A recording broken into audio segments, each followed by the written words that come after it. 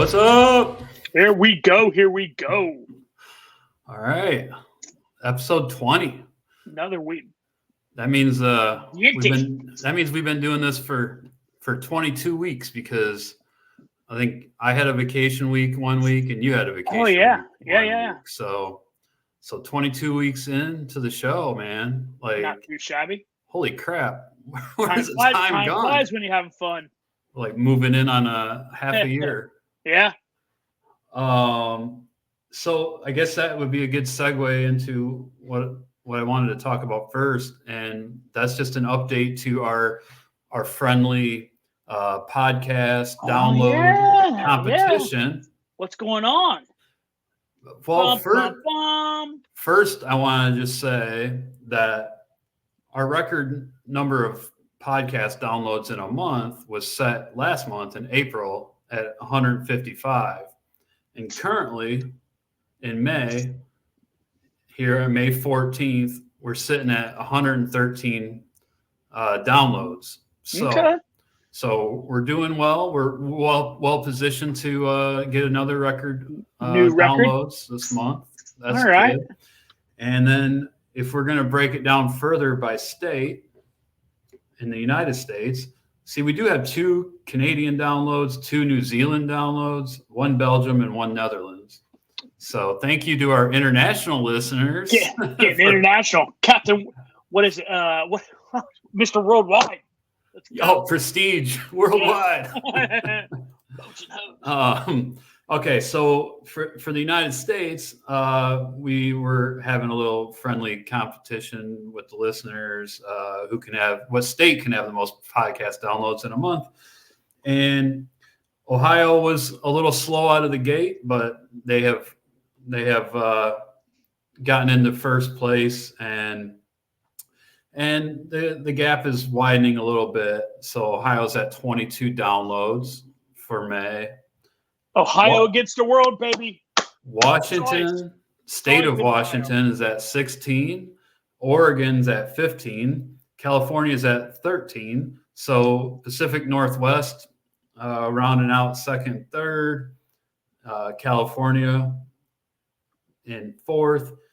And then we have Colorado and New Jersey and Virginia all with 5. Florida, North Carolina with 4. Texas and Idaho with 3, Minnesota, New York with 2, and then we have some singles: Illinois, Massachusetts, Nebraska, Nevada, Pennsylvania, Rhode Island, South Carolina, and Tennessee. I mean, percentage speaking, though, the one in Rhode Island, I mean, shit, that's like 1/10 of the population. So that's a banger. I mean, that's like, you know what I mean? Like if we were like yeah. So if we're breaking it, if we're breaking it down by population. Yeah. Rhode Island might be on the podium. Yeah. I mean, like percentage speaking, that's just domination right there on Rhode Island. Big shout out to our Rhode Island listener and everybody that's listening or watching on the YouTube channel. Which, is kind of a big mix. We'll get. I think it just all depends on what the title is. Yeah. That one episode with. When we were talking about Barkley, when Jasmine Paris, first female finisher, just having her name in the title, we ended up with like over 500 views. Yeah.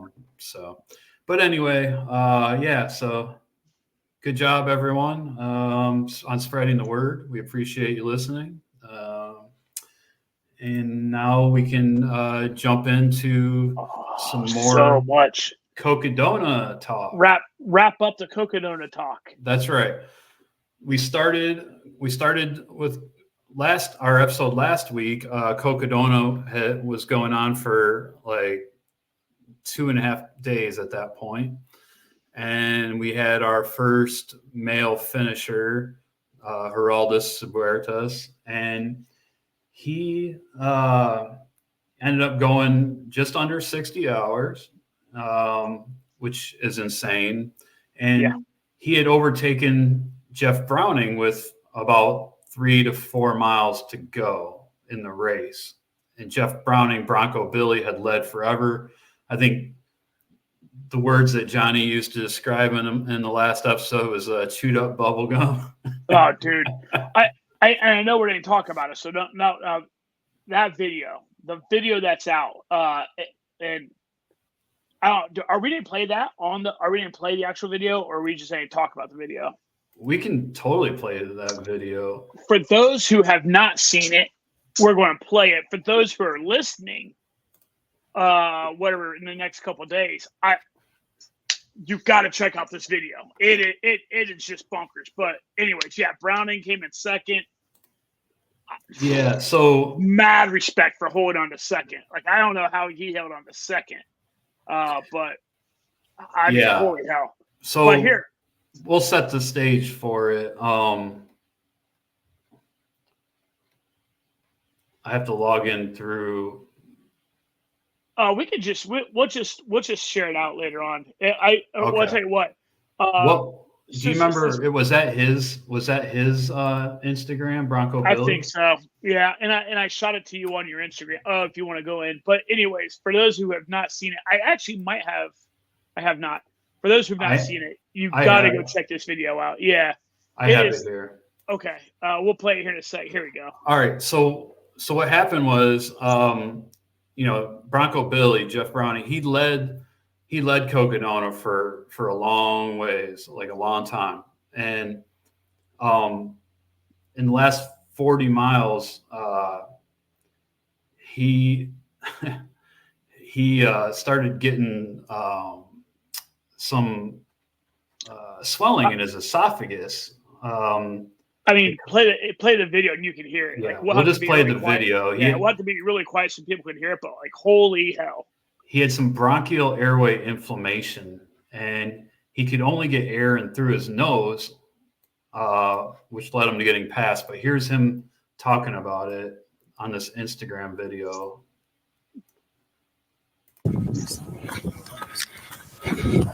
What do you mean?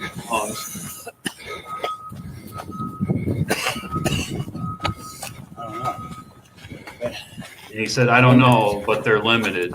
Talking about his lungs. Like you ran 200 miles. Oh, man.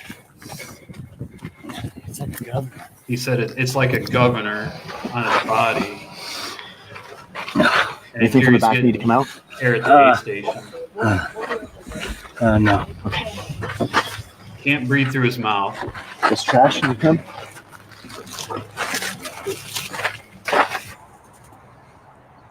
And here he is, getting down closer to Flagstaff, I'm guessing. Yeah, because you can see the cars in the background. Yep. And he's just bent over.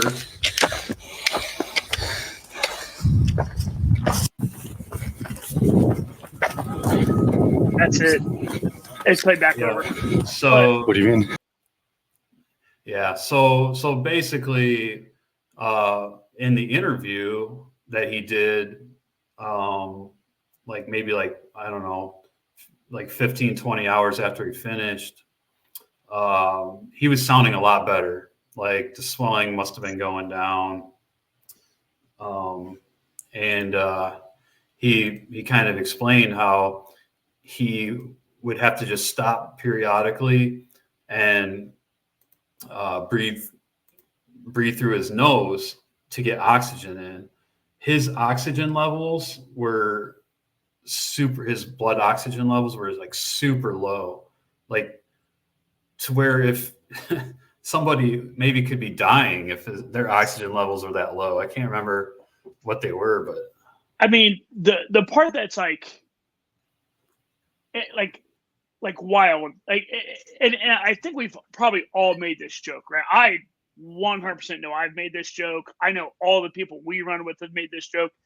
But on that video, when Browning is talking about like, my lungs are killing me, whoever's taking that video, right? The person doing the video makes and I'm going to use this term because I have made this. He makes a snarky comment back. Yeah, almost like you've run 200 miles. Yeah. Like we've all made that kind of like snarky ass comment. But the wild thing about making that comment there is like you said, like Browning was in just shy of being in like really serious medical, threat.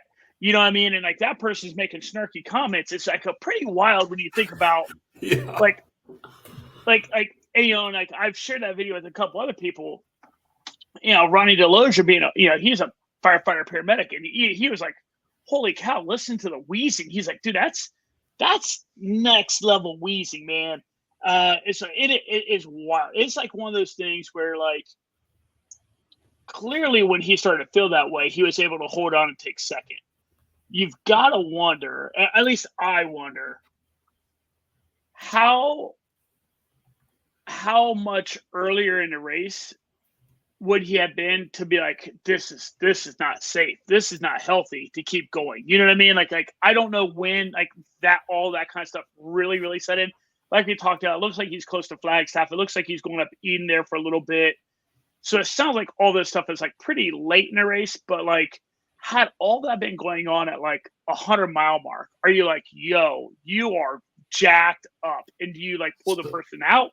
Like it's pretty wild. Like it's insane, but it really, it definitely gives a good explanation of why he got passed with 3 miles to go. He said his legs were good to go. Yeah. And so in the comment here, it says, okay, and let me just back up for, I think 95 is anything below 95 is like medically dangerous for a blood oxygen level, right? Yeah.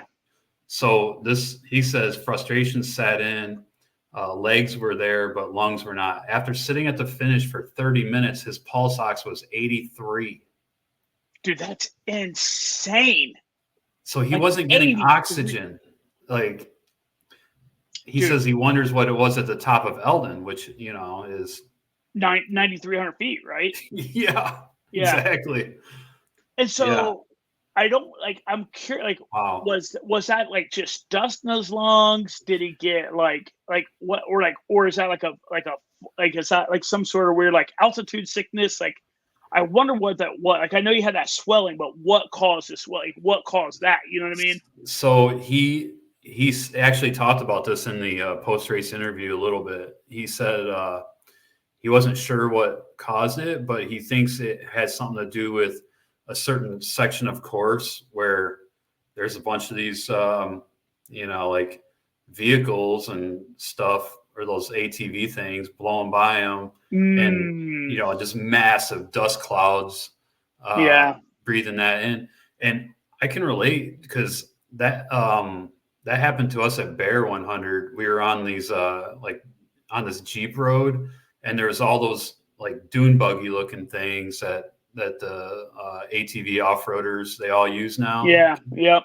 I don't know what they're called, side by side or something. Yeah. They were just blowing by us and just clouds of dust. I mean, I was burying my, you know, face in my shirt. Like, I could see that causing problems, but for sure. Yeah. So, but altitude can do it too. That's happens to a lot of people. So. Rounding out our top three, though, rounding out the podium, gotta love to see it. You love to see it. Ohio's own Arlen Glick. It made me so happy. Like, we talked about this last week a little bit.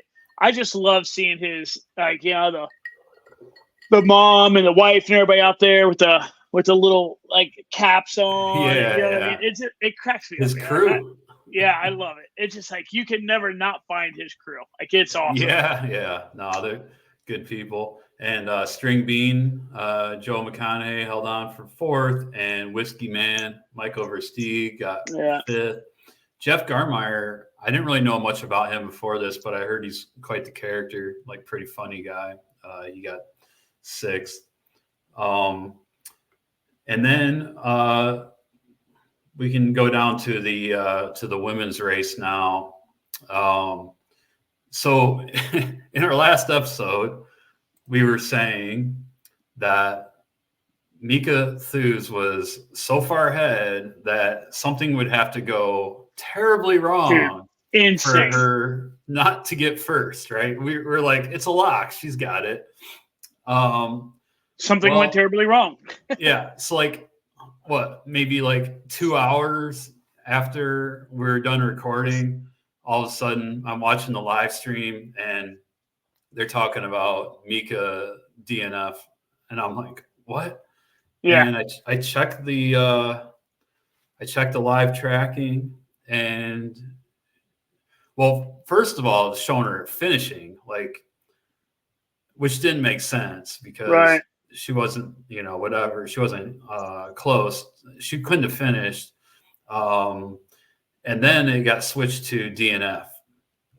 And people were saying, we didn't know why she DNF, but then it came out that she had a fall and possibly broke her jaw. And that was like mile 235. And I'm like, oh my God, what, like, this terrible luck. And so Rachel Entrican, who led the race early on before Mika took the lead, she ended up finishing in first place. And then second place was Manuela Villaseca. And so she finished maybe 5 hours or 4.5 hours after Rachel Entrican finished. And then the next morning, I turned on the live stream, and all of a sudden Mika Thews was back in the race. Back on it.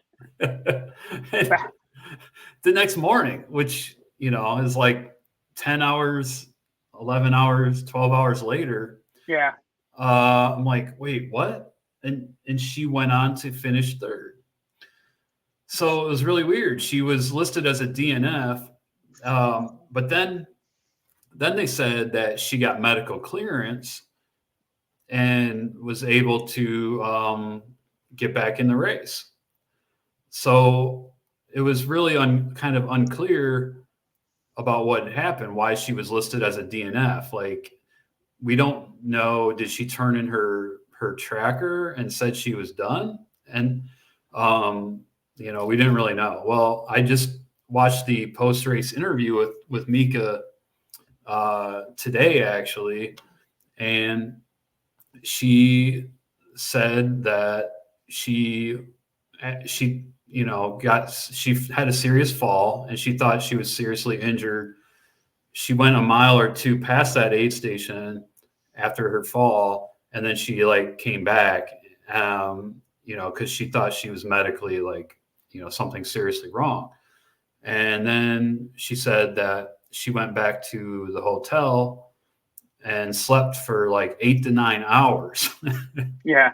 Now, and so the interesting part about this is, by the way, the reason she also thought she had a serious injury, because watching that same, her post race, but as people coming in, interview that she's on, watch that same, after you sent to me, she made the comment, and that was her second fall, by the way. She had one fall earlier where she fell and hurt her arm, and she was trying to be cautious. And then this is the second fall she fell, and she actually thought she bit. I think she used the term punctured, bit the inside of her mouth, and she said she's bleeding a lot. Oh. And that's what really kind of, and like you said, she turned around the 8 to 9 hours. I will fully admit, and you and I have talked about this back and forth, off here. The 8 or 9 hours, you hear that, right? And you're like, what the F? She left the course and went to a hotel and slept for. Admittedly, you hear that and you're like, that's BS. but listen to that interview. That's allowed. Yep. At Cocodona, the woman that's doing the interview said, yeah, here at Cocodona, you're allowed to get to an aid station, go to a hotel, sleep as long as you can sleep and get up and still be successful, come back and finish the race. As long as you come back to where you obviously come back to the aid station you left. Yep. And so, I mean, listen, it's Cocodona's race to run it how they see fit. If they're like, yeah, you're allowed to do that, then you're allowed to do that. Now, I think you and I are on the same page where I get a little caught up and I'm like, well, hold up. and I know this is like a little bit of like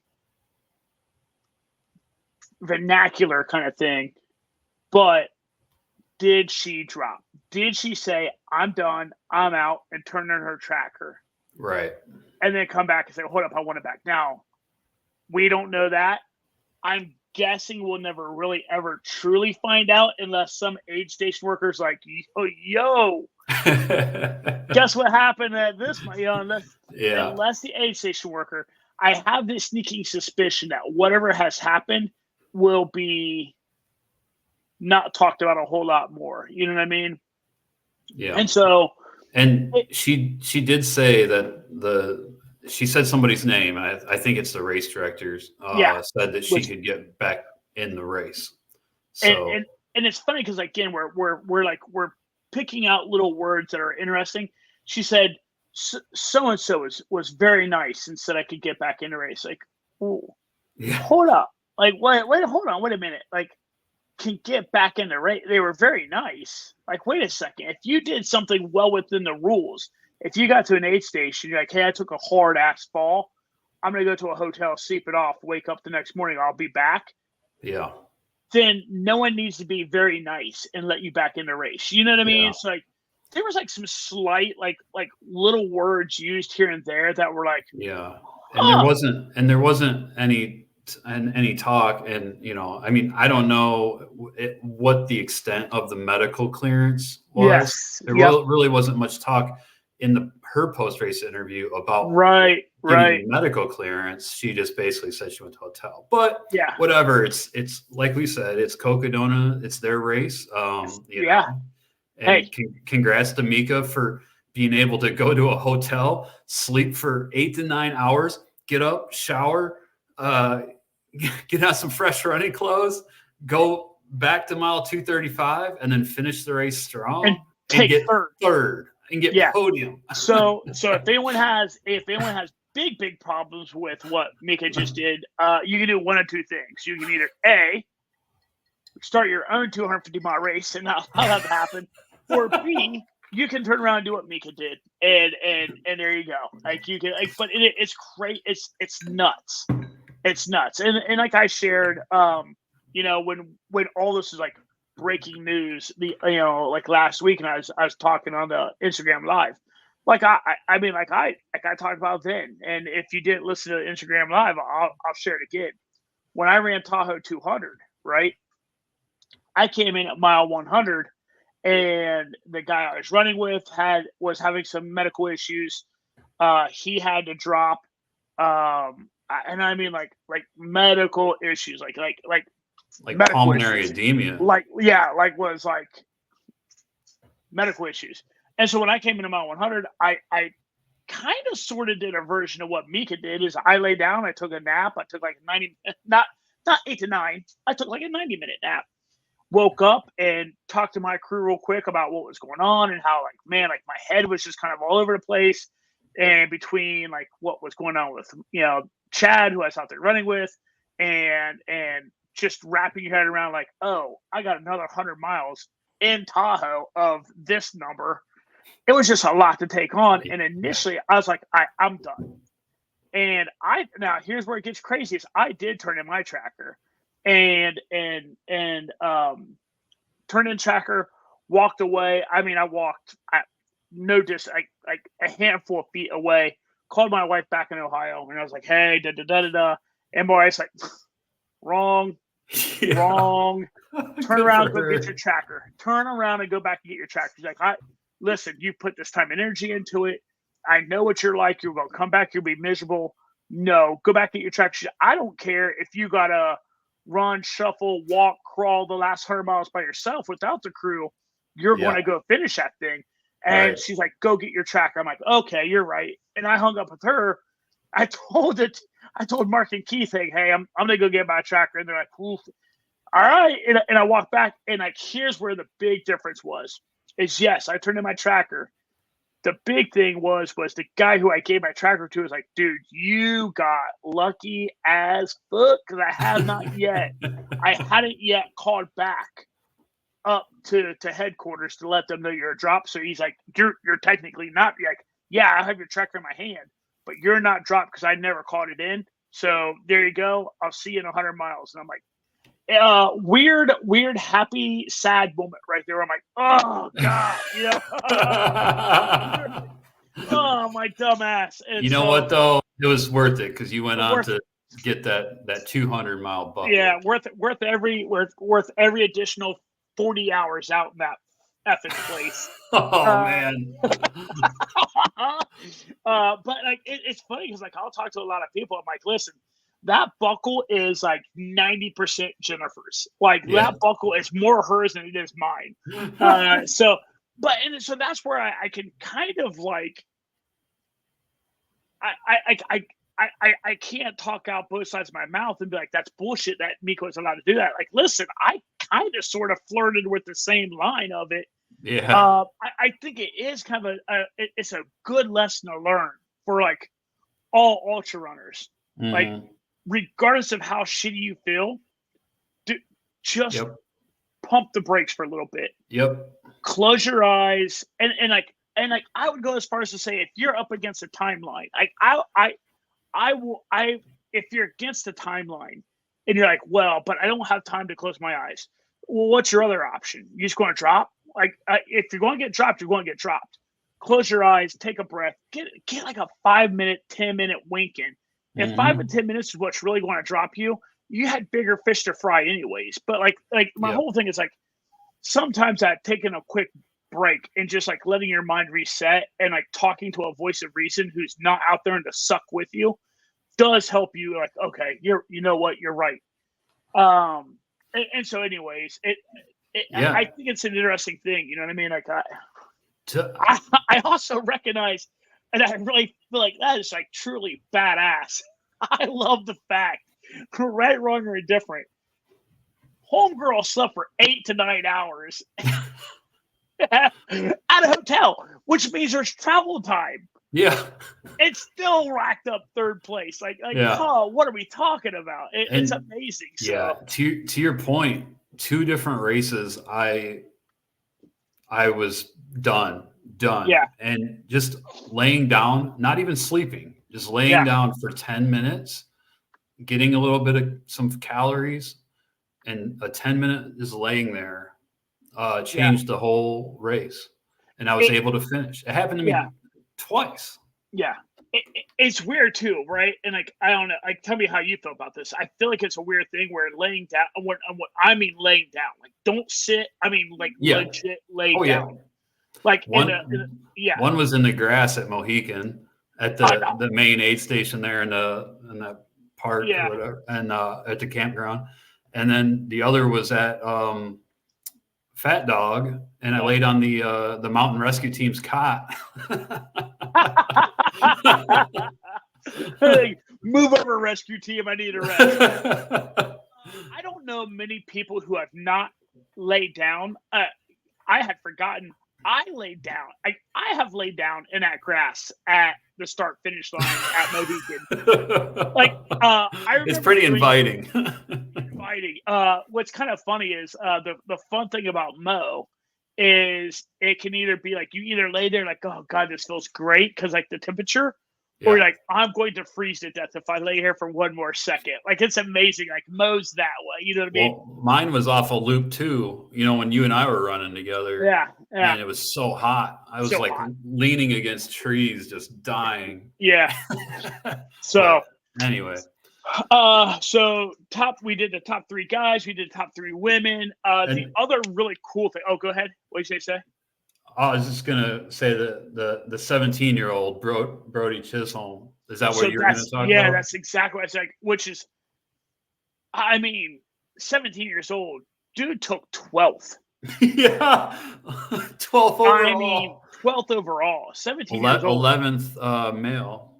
Yeah, and so it is. It's impressive. And you and I talked about this last week also. You know what I mean? Like, I'm not his dad. I'm not his parents, right? Like, I'm not his doctor. I don't 100% know how I feel about. I mean, his growth plates are probably like, what the fuck? You know what I mean? Like, his growth plates aren't super happy right now. Right. But again, you know, I mean, it's, dude, wildly impressive to did you know? I didn't know this. I was watching the live feed last week. Did you know that his like it was like a family affair? Oh, I did hear something about that. It was like him, I think a sister and his mom, or like it's him. Here, let's put it this way: it's him, a sibling, and his mom all did the race together. Yeah. Now, well, and he together, crushed like, them. Right? he dominated them. But yeah, like together, you know what I mean? Like it's pretty cool story. Yeah, very cool. Also, Pete Kostelnick finished, which was really awesome to see. Really awesome. Pete coming back from that car accident that we talked about last week. Ashley Polson was eighth place female. Andrew Glaze finished his 4th Cocodona. There's a contingent of people that had done all 4. So they got their, 4 buckles. That's 1,000 miles. And Andrew Glaze, I did read something that he's got a full-length video coming out or already out or something on the race. And West Plate, I guarantee you that he also did some filming out there. There's going to be a lot of great Cocodona content coming out soon. All right. Did you have anything else on Cocodona? So last 2 things. It was Brody. He's the youngest. He's the 17-year-old. Ben is also less than 20 years old. What? Ben, his brother, took 34th overall. He did it in 3 days, 15 hours. What the heck? Yeah. So there he is right there. And then Mama Bear, her name is Jenny. She is between the age of 40 and 49, 87th overall, 4 days, 7 hours, 58 minutes. Right there she is. Wow. So, yeah. 16th female. Yeah. That's incredible, man. I mean, even that, right? Like 4 days, that's 24 times 4, that's 48. That's 48. That's 55 hours for 255 miles, right? Is that right? 55 hours? For who? For her. Is that 55 hours? No, 48, 96. Oh, wait, yeah, duh. I did 48. Looks like about 104 hours. Okay. But still, it's well within the finishing time. Oh, hell yeah. How fun would that be, like, if your whole family ran ultra? Like, I wonder if the dad, if the other family members run too, or if they're just like, we always got to do vacations for you guys. You 3 idiots. So Jen and I, Jen would 1 billion% murder me if she ran ultras.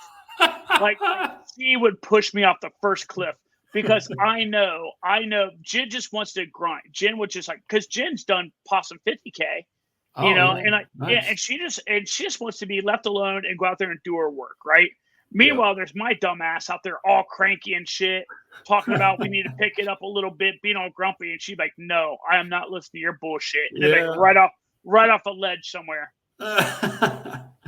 Oh, that's good stuff, man. But that's Cocodona, and we'll put a bow on that for the year, and look forward to coming back to it next year.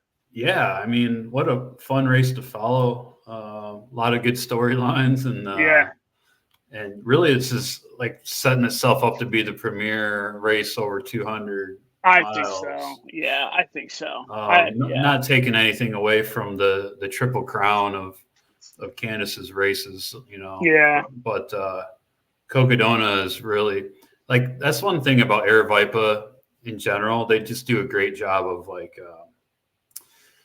marketing and hype, and they have the live streams and their live stream is going to be going to other races now. Yeah.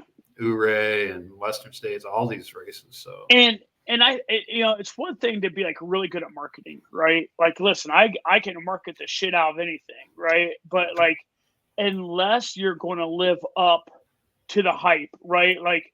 It's the rubber's got to meet the road, and I think that's the other thing that Aravaipa does pretty well, right? You're 100% correct. They will blow up your Instagram feed. They are everywhere on Instagram. They're everywhere. They're everywhere on Facebook. You can't get rid of them. Yep. But you know what they do is they put their money. They put their money where their mouth is. Yeah, I don't know why the fuck. I had like a damn mini stroke right there. We knew what you meant. They put the money where their mouth is, and like they're like they put on a decent like they don't put on a decent race. That's selling it short. They put on good races. They do. So Yep. so yep. It's yeah. We're lucky to have that company in America. Yeah. Next race I want to talk about is the Tillamook Burn, and this race I don't know if I think it's been going on for a little while. I think Daybreak Racing, which is Dylan Bowman's free trail, his free trail organization is kind of partners with this Daybreak Racing, and it seems like Daybreak Racing, all their races have just been catching fire, like drawing in all this very good competition, and elite runners, and so this Tillamook Burn is, your classic Pacific Northwest run. Looks like it's pretty awesome trails, and the Tillamook State Forest. They have a 100-mile stage race, a 20-miler, 50-miler, 50K. And I do want to talk about the 50-mile race first. Tyler Green from Portland, elite runner. He got first place in the 50-miler, 6 hours and 51 minutes. And first place for the women is Tyler Green's wife, Rachel Drake. Didn't that happen earlier this year in a race? Didn't these two win? So that was Nick Curry and Nick Curry's wife, Nicole, or no, Zach Bitter. I'm sorry, Zach Bitter and Nicole Bitter. They've won or gotten like first or second in a couple different races. Okay. This is another power couple. Dude, Tyler Green in the world? and Rachel Drake. And they have a kid or two kids or something. And imagine how good of a runner their kid's gonna be. Like, you would think, or what their kids are like, F running. This is stupid. like you know what I mean? It's funny we talk about it. You know whose daughter is like really, this is insanely weird to say out loud. Boone. Her last name is Boone. Amelia? No. Amelia Boone. By any wild chance, do you follow her on Instagram? Yeah. So she's pretty like open with her personal life too on Instagram, like on her account. And like she talks about her daughter running, and her daughter, I'm like, she has a daughter? Hell. Yes, her daughter is out there scuffing people up. Like, I didn't even know she had a daughter. Oh God, man! I hope I'm talking about the right person. Hold on. I don't think she does, dude. Allow me to go to the gram. Hold on. You keep talking about this. All I'll right. look this up. Yeah. So Rachel Drake got first for the women in 8 hours and 13 minutes. And Rachel Drake, I want to talk about Rachel Drake for a minute. She got first at Black Canyon 100K this year, which was highly competitive. And not only that, she qualified for the Olympic marathon trials in December. She ran a 2:35 marathon. She also qualified at the 2020 Olympic trials. And I think she got like 41st or something in that. So she definitely comes from a background of speed. And she got second at Western States a few years ago, I think 2022, maybe. So she's a very strong runner. It'll be exciting to see what she does at Western States this year. So that was the 50-miler. And then in the 50K, Justin Grunwald, another elite ultra runner, got first. So like I said, these races are just drawing out some very, very high profile talent. I don't know why Tyler Green is listed in the results for the 50K too, unless they didn't have it on the same day. You know what? That might have been it. He might have did the 50K too. Yeah, I think so.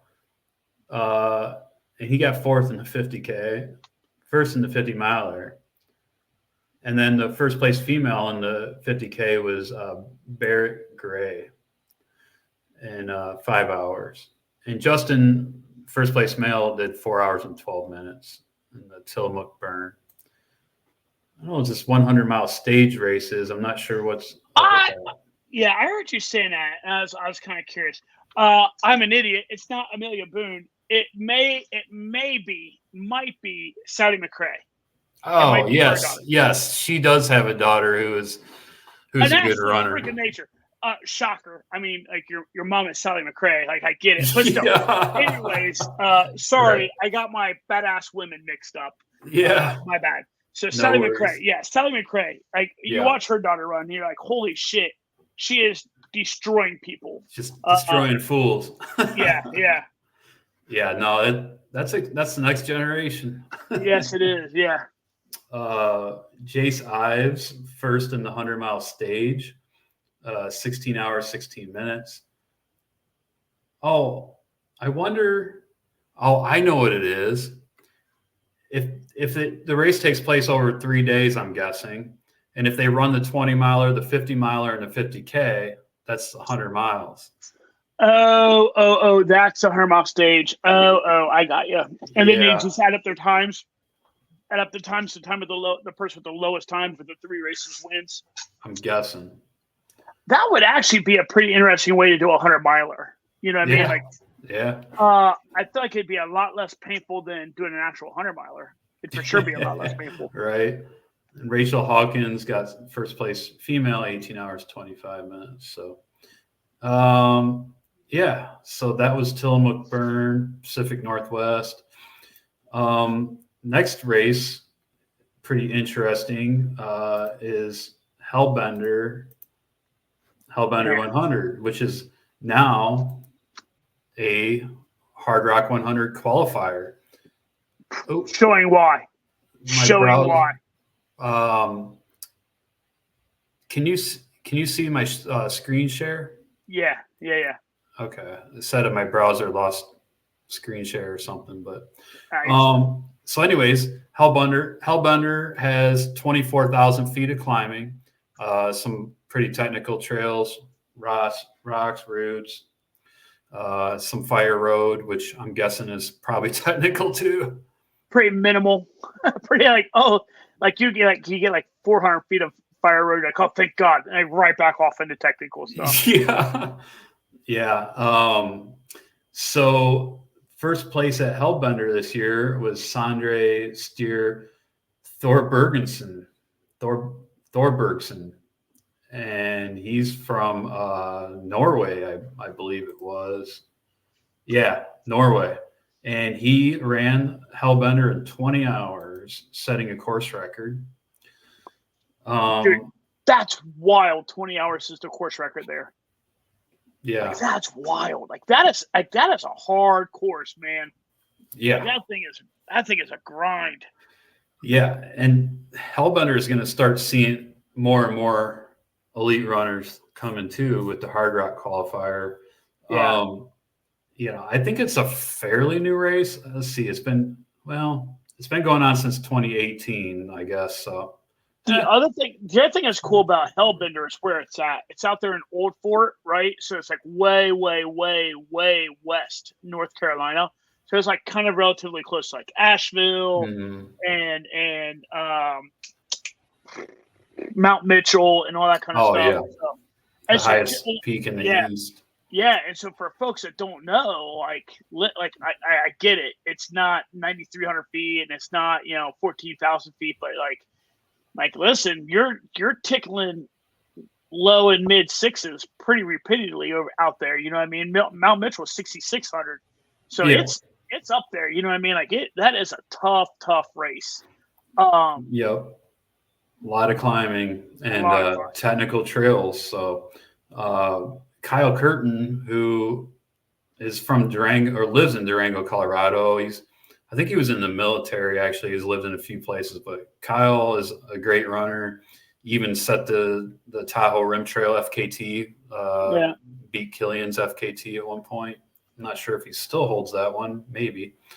And then Sean Pope got fourth. Sean used to live and run in Ohio in his earlier years before moving to North Carolina. And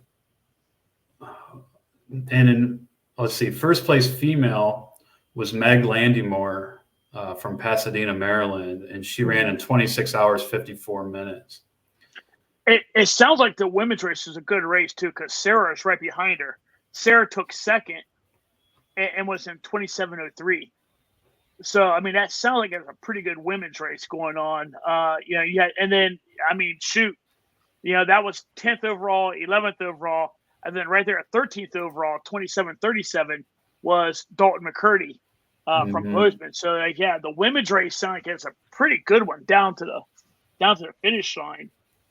So yeah, that's a great point. And actually, I'm going to look at the Ultra Running Magazine's breakdown of that to see if they have anything else. But no, they didn't. But you're right. It was less than 10 minutes apart. Yeah. So, and then 34 minutes. So yeah, must have been a really good close female race. Yeah. The other thing that's really cool about that race is there's some like there's some good names in there, and as we scroll down it, and oddly enough, we're talking about 13th place Dalton McCurdy, the third place female. Look who's right there at 14th, right? Like a name. Speed Goat. And so like earlier you had Carl Meltzer. Carl Meltzer. You had made a comment about how this is a mountain course. Like it's a mountain. And so me and a buddy of mine, Chaz, like we were talking about, Chaz had some interest in this race. And he was talking to me last week. And when he and I were talking, Carl was sitting in, what did I tell you earlier? Carl was like sitting 70 something? 79th. Carl was sitting at 79th. And it just goes to show, like, this is an advanced mountain race. Like, that dude knew not to go out there and be an idiot, right? Knew. He's done the race before too. So you have guys like him doing that, and then not too far below him, you have Lee Connor. If you're from Ohio, I mean, shit, if you're from the U.S., you know who Lee Connor is, but definitely if you're from Ohio, you know who Lee Connor is. Yeah. And you look at where she ended up. She was in 95th when he and I was talking. And then she ends up in what place? She ended up in fifth place female. 38th overall. Yeah. So, I mean, look at that. I mean, like, again, those are two really seasoned veteran runners. They're like, nah, fam, not going to go out there and do it. You know what I mean? The other one that's kind of interesting that we talked about, and like, not to, I guess probably a sore topic for the guy, but the former race director that's now a coach, and a really, really good coach, a lot of people love him, and he's a really good dude. Aaron? Yeah. I mean, at one point he was in 7th place. And from what we're hearing there, popped a really bad fever. Got pretty. Oh wow, Aaron Sapp. I think you're talking about. Yeah, got pretty sick. Got a pretty bad fever. Oh my god. Yeah, and I mean, in top 7, but like, hey, you get sick, you get sick. I didn't know this about him. He's the original. He used to be the race director for this race. Oh, okay. So imagine that. Like, this is your own creation, dude. You did this. So he created this race, or was the race director. I don't know if he created it, but he was the race director for a little bit. Wow. And this year was his first chance to go out and run it. As a competitor. You know what I mean? Yeah. And so to be sitting where he was, you know that it had to be pretty bad. Yeah, looks like he's our age, 46. He's from North Carolina. I didn't know that. All right, yeah. So Hellbender, I think this race is just gonna. It's got a lot of momentum right now, and then this getting the Hard Rock qualifier is really putting it up even higher. So I think we'll see some very good things to come in the future with Hellbender. So there's this race in Wales, and I'm not going to go over the results or anything, but I did want to just show this picture on I Run Far. So this race in Wales is called Ultra Snowdonia. That's badass. Yeah. So I think everybody maybe in the United States even could have saw the aurora borealis last weekend. It was here. I've seen people in Ohio taking pictures of it. People even in the southern states taking pictures of it. But here's this really cool picture from that Snowdonia race, which is a UTMB race, actually. It's very, very tough, too. Wales has some insane climbing there. We can get into that at some point. It's weird, right? Like, for whatever reason, I don't think of it. But, yeah, it's super crazy. Technical, too.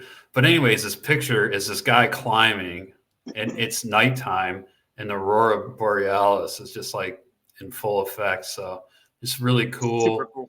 Really cool shot. Definitely social media profile worthy. Dude, that runner will never, ever, ever, ever, ever change their Strava profile picture. Never. I mean, what the F kind of picture do you have to come across that you're like, nope, here's my new one. What? No. I don't know. Maybe kissing a rock at at Hard Rock or something like that. I don't know. Right. But yeah. Another race that is put on by Ginger Runner. Yeah. And his wife is the Tiger Claw, and it's in Washington. And this Tiger Claw 50K is a cool concept. Okay, it's 9,000 feet of climbing, and it has 3 different ascents, and it's all the same descent. So runners can pick the order that they want to do the ascents in, right? So like, I'm going to do this climb A, let's call it A, B, and C. I'm going to start with climb A, and then you do that climb, and then you come down whatever the descent is. Then you can maybe just jump over and do C, the C climb, and then down, and then B. So kind of cool that you can pick the order. So if you do climb A, you might have to go a little bit longer on this ridge due to the descent, and then climb B, maybe a shorter little time across the descent or ridge to the descent. Mm-hmm. And so it's really okay. Pick A, B, or C. You're going to do all 3. It's just how long you want to do the time on the ridge or whatever before the descent. Maybe one of the climbs that has some steeper sections and knock that bad dude out early. Might be a little strategy involved with that. And then they also have this thing called the Tiger Claw Ascent, which is just 2.5 miles, 2,500 feet climb. 1,000 feet a mile, man. So the 50K, Audrey Lawrence won for the women in 6 hours, and Andrew Bachman won for the men in 4 hours and 54 minutes. In the ascent, Ladia Albertson Junkins won in 36 hours, 10 minutes, and Joseph Gray won in 36 hours, 36 minutes and 10 seconds. And Joseph Gray won in 28 minutes and 31 seconds. So 2.5 miles, 2,500 foot climb. Joseph Gray did it in 28 minutes and 31 seconds.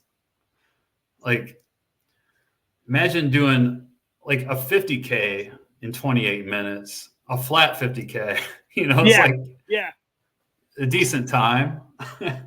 Imagine having 1,000-foot a mile climb. Joseph Gray, he's this guy that runs for like the U.S. mountain running team and all that. Yeah. He's very accomplished. So it's a really cool race. That sounds really cool.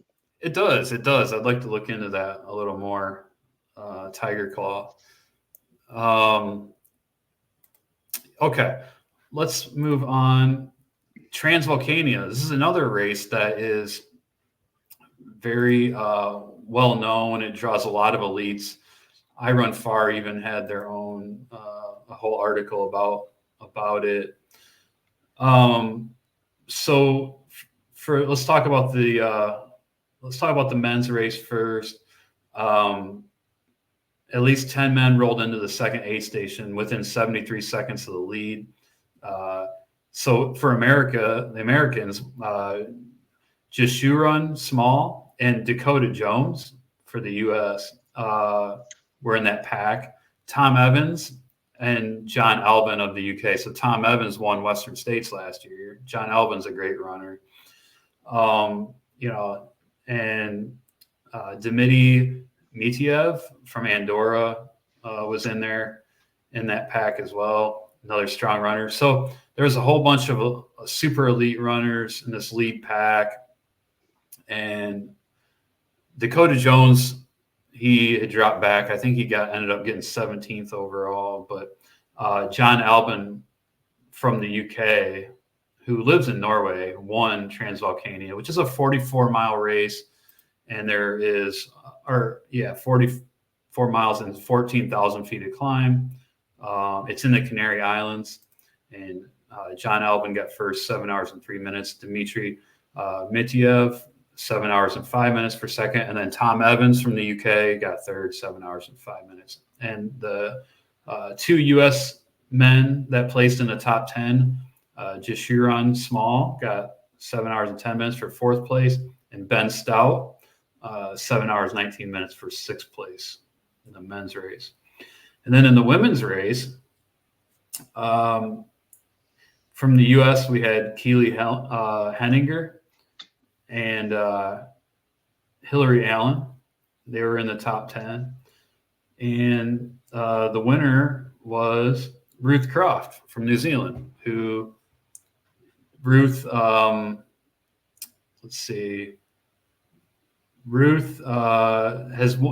Tarawara 100K at the beginning of this year. She won the 2022 Western States. And Ida Nielsen got second in Transvulcania. So Ruth did 8 hours and 2 minutes, and Ida got 8 hours and 16 minutes. They're both very elite, well-known runners. Hannah Allgood from the U.S. got fifth, and Keely Henninger got 10th. So that's Transvulcania. Quicksilver 100K took place. That race is in the South Bay, which is one that I wanted to sign up for this year to get my Western States qualifier, but this race sells out quickly, and it was sold out when I went to sign up for it. But Teresa Kaiser won for the women, 11 hours, 35 minutes, and Stephen Kuhl won for the men, 9 hours and 6 minutes. 10th year for that race. Ice Age, which is a long time race. That's Ice Age 50 mile, 7 hours and 38 minutes for the female winner, Katya Wanish, and Sydney Noble won for the men, 6 hours, 17 minutes. And Noble also won the race last year as well. 50K champs, Carolyn Green and Dana Ryder. Excuse me. Thunderbunny 50K down in Athens, Ohio, 7th year for that race in Stroud's Run State Park. Sneaky little course. Appalachian Foothills. Yeah. So Southern Ohio. Have you ever run at Stroud's Run State Park, Johnny? I have not, but if it's in Southeast Ohio, which this is, like it's nuts how, like, the closest I've got to that is Sugarloaf down there. You know what I mean? And even that's not that like that's far enough down there that those those hills will sneak up and get you. Yeah. Becca Holtkamp won the women's race, 5 hours, 53 minutes, and Joshua Park had a new course record, 3 hours and 44 minutes for the men. I thought there was one of the other race results that we went over also had a course record, and I can't remember which one it was. Hellbender. We did talk about that. Okay. Yeah. Never mind. All right. That's the race results for this week. Let's move on to our weekly LazCon update. First of all, I think he was in Ohio last episode. And 2 days ago, he walked into Indiana, but the folks from the race that we talked about, the Coast to Coaster, some of the folks from that race walked with him as he was a few miles in Indiana, which is 3 days ago. So he's been in Indiana for 3 or 4 days, I'm guessing. And then Johnny shared his, here he is in Seymour, Indiana.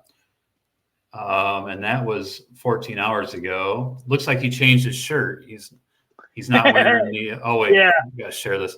He's not wearing the white shirt anymore. He's got like a plaid shirt on now. And then Johnny shared this pic of him being greeted by a bunch of ultra runners in Cincinnati. You see who's over his right shoulder there? Oh yeah, Harvey Lewis. Yeah, Harvey Lewis. Yeah, you got Harvey Lewis over the right shoulder. You got a Mo 100 shirt there off the right. I see that. Who is that? I zoomed in. I tried to recognize. I do not recognize that person. They look kind of familiar, but I don't know who that is. The other thing that's kind of cool is, I know it's a marathon, but Flying Pig Marathon is a really dope marathon. Like that's a really cool marathon.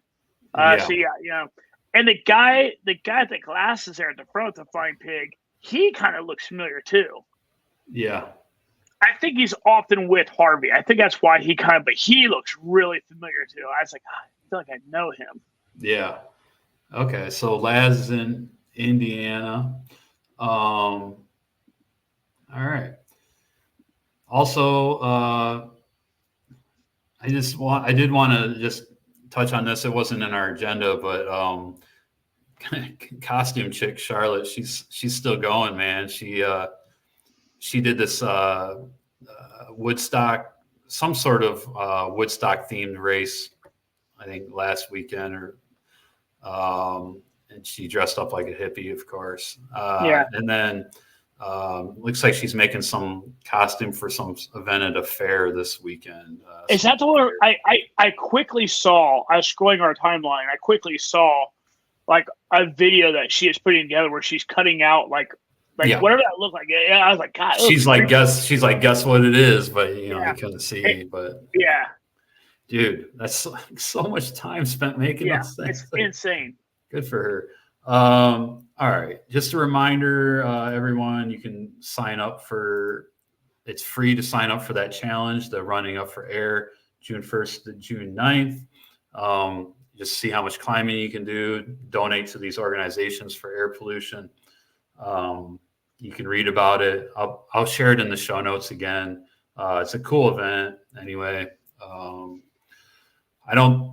We're not able to do a group challenge through the Ultra Running News Network club. You can't do challenges through clubs. You can only do them through your personal page. Like, come on, Strava. They've been working on this for a year, over a year. They said that they're going to work on making challenges to be able to have clubs do challenges. But anyway, we'll just, we can just all share what we did and on social media or whatever. So, okay. I want to jump into some news. And first thing I want to talk about so there's a new female transcon record, Guinness Book of World Record. And Jenny Hoffman set the Guinness record for fastest crossing of America on foot for a female, 47 days, 12 hours, and 35 minutes. That's close to Pete Koselnick's transcon record. That's like, he was what, 44 or 46? I can't remember, but she's really close to Pete Koselnick's men's transcon record. Yeah. She started in San Francisco and on September 16th, 2023, and she finished in New York less than 7 weeks later. She ran 13 to 15 hours per day and went through 11 pairs of running shoes. Jeez. And there she is running on the side of a highway. Oh, that's not it. There she is. Okay. So yes, congrats to Jenny Hoffman, a new female transcon record. And speaking of transcons, I've been wanting to do this story for a couple episodes now. We just keep running out of time, but we have a few minutes, so I'm going to do this now. It's a cool story. This guy, he's a 28-year-old Navy lieutenant, Paul Johnson, and he ran a transcon from Santa Monica in LA to Times Square in New York. And his transcon was to raise funds for this veteran organization. It's a Red, White, and Blue, RWB, which is a really cool organization for veterans. RWB, they basically they do all kinds of like endurance types events, but it's really just a social network for veterans and supporters to come together. Like a lot of veterans deal with serious stuff, PTSD and things like that, and Red, White, and Blue, RWB, helps connect them together through a common bond of endurance sports. So really great organization. They even don't they have a race in Ohio too? RWB? They have their own race up in the north, somewhere up northeast Ohio. But they are. I don't know that you can go to a race and not see them there. Like there's a lot of them in Ohio too. Yeah, and there's even I believe there's even a 2-week camp, trail running camp that they put on. It might actually be called something else now, but it wasn't the RWB trail run camp where veterans could attend for free. Mm-hmm. But anyways, great organization doing great work.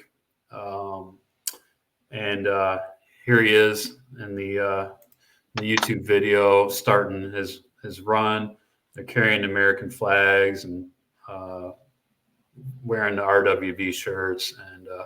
And not only did he do this transcon and to raise money and all that, he did it in 52 days. So no slouch there. He crushed it. Yeah. So, pretty cool. All right. What else we got? Oh, John Kelly, he wrote his race report from Barkley, and we're not going to get into it here, but I'll share it in the show notes, the link. Highly recommend people check that out if they have interest in Barkley, because John Kelly, not only is he like a beast of an ultra runner, he's a really great writer too. You can really live experiences through his writing. So highly recommend checking that out. All right. I think we're about out of time. So I think we'll hit some of this other stuff in the next episode, but I think we'll call it there. Nice.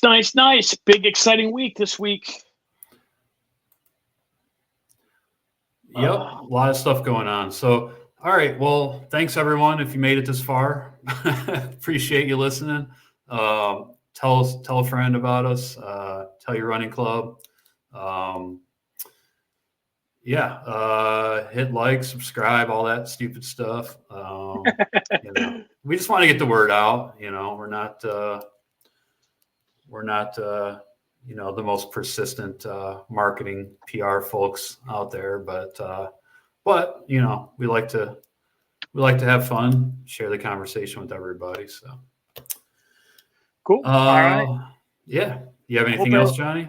Nope. Hope everyone has good runs this weekend. Share some pictures where you got some miles in. Share some pictures.